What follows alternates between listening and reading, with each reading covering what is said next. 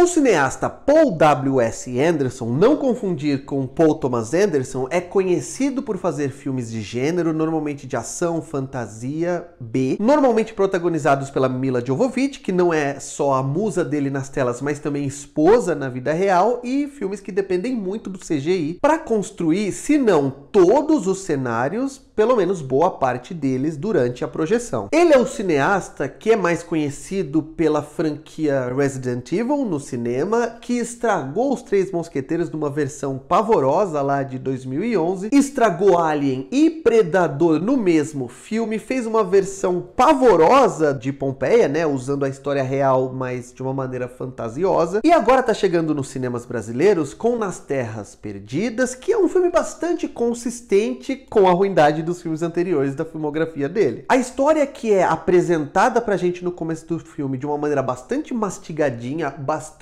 didática, através daquelas narrações em que o personagem resume tudo que a gente precisa saber sobre aquele universo em 30 segundos, se passa no planeta Terra, num futuro desconhecido, em que, por algum motivo, que o filme também não explica, a humanidade praticamente acabou, hoje está isolada em uma única cidade, cercada por monstros, cercada por terras perdidas, como o título diz, habitadas por criaturas demoníacas, cuja natureza, cuja essência a gente também não conhece, é um mundo pós-apocalíptico que chegou lá, sabe-se lá como. Esse filme é baseado numa história escrita pelo George R.R. Martin, de Game of Thrones. Tem uma história bastante batida, o que não seria, a princípio, um grande problema se o filme não tivesse tantas inconsistências, não fosse tão fraco visualmente, esteticamente, e também de um ponto de vista narrativo. Ele tem uma história bastante maniqueísta, ele é ambientado num universo que, como eu falei, tem toda aquela estética arenosa, árida, por exemplo, de Mad Max, mas ao contrário dos filmes do George Miller, esse é um filme que vai usar uma fotografia bastante cansada, uma fotografia bastante desinteressante visualmente. Sabe aqueles filmes que acham que só empregando um filtro alaranjado mais desbotado, e às vezes bem azul quando é noite, mas durante boa parte da projeção é esses tons sépias, meio alaranjados, já é suficiente para criar uma atmosfera árida, desértica? Então, o filme faz isso, mas ele piora ainda as coisas, porque como eu falei anteriormente, o Paul W.S. Anderson gosta de construir toda a direção de arte normalmente dos filmes dele através de imagens computadorizadas, isso repete aqui, mas não confiando na competência dos efeitos visuais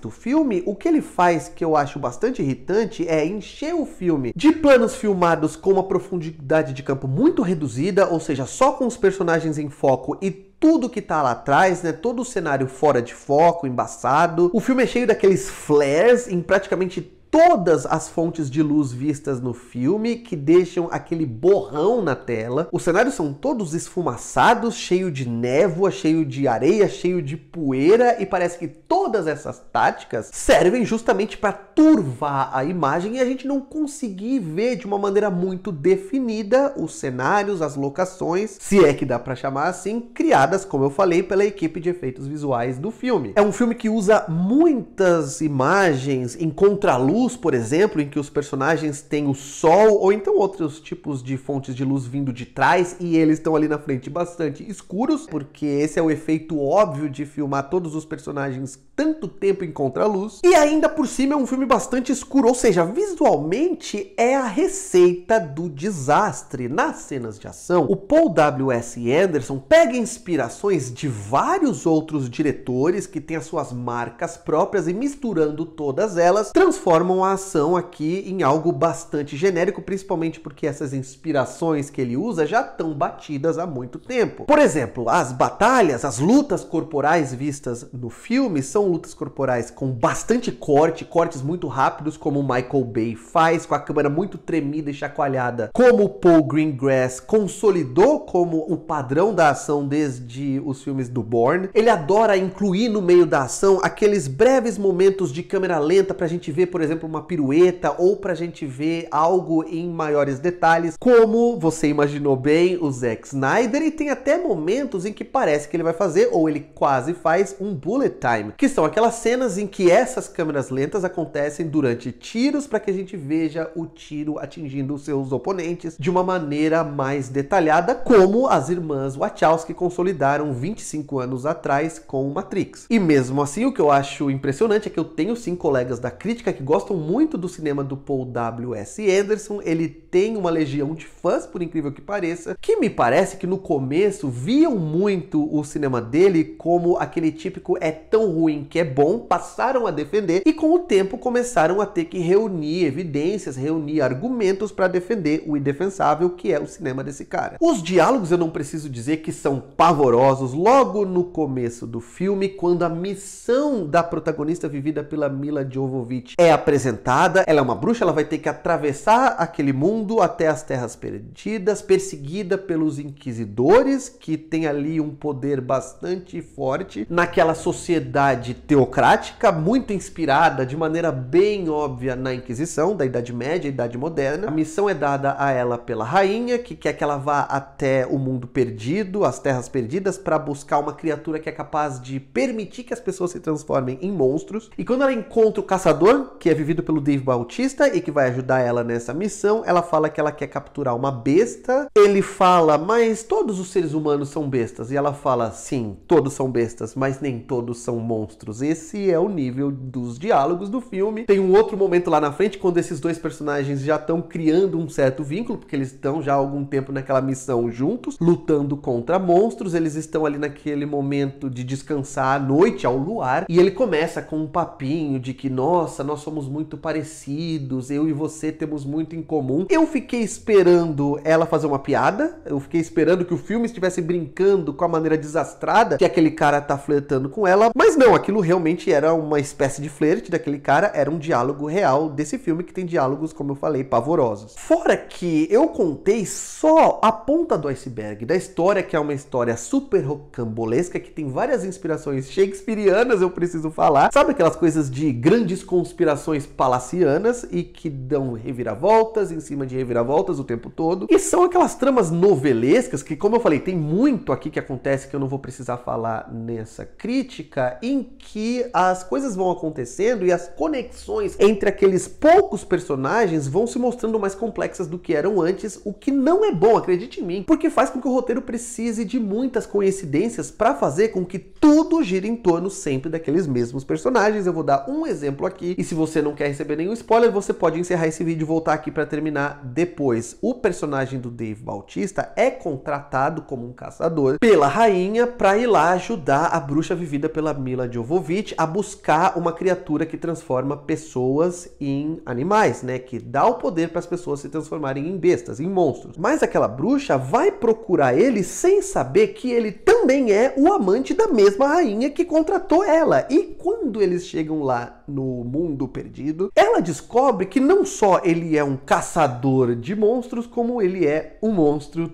também. Ou seja, ele é o tipo de monstro que a rainha, que também é amante dele, contratou a bruxa para buscar, que acabou contratando também ele para buscar. Entenderam como essa história é rocambolesca? Como todas as reviravoltas giram em torno de os mesmos personagens se revelando mais e mais e mais e mais? Enfim, eu não acho que isso vai incomodar muita gente, e eu acho que boa parte da experiência de ir nas Terras Perdidas vai depender de você topar, você entrar nessa história, independentemente da qualidade dos diálogos, e você gostar do visual do filme, que eu acho difícil alguém conseguir gostar e alguém conseguir defender. É um dos filmes mais feios, mais desinteressantes visualmente que eu vi recentemente no cinema contemporâneo, especialmente no sistema dos blockbusters de Hollywood, mesmo que, como eu falei anteriormente, os blockbusters do Paul W.S. Anderson sempre tenham sido meio B. Me digam aqui nos comentários o que vocês acharam, se vocês assistirem ao filme, se gostaram ou não gostaram, concordam ou discordam dos pontos que eu apresentei nessa crítica. Não se esqueça de dar um like no vídeo, se inscrever no canal, clicar no sininho para sempre receber notificações de vídeos novos por aqui. E por hoje é isso, um abraço, tchau!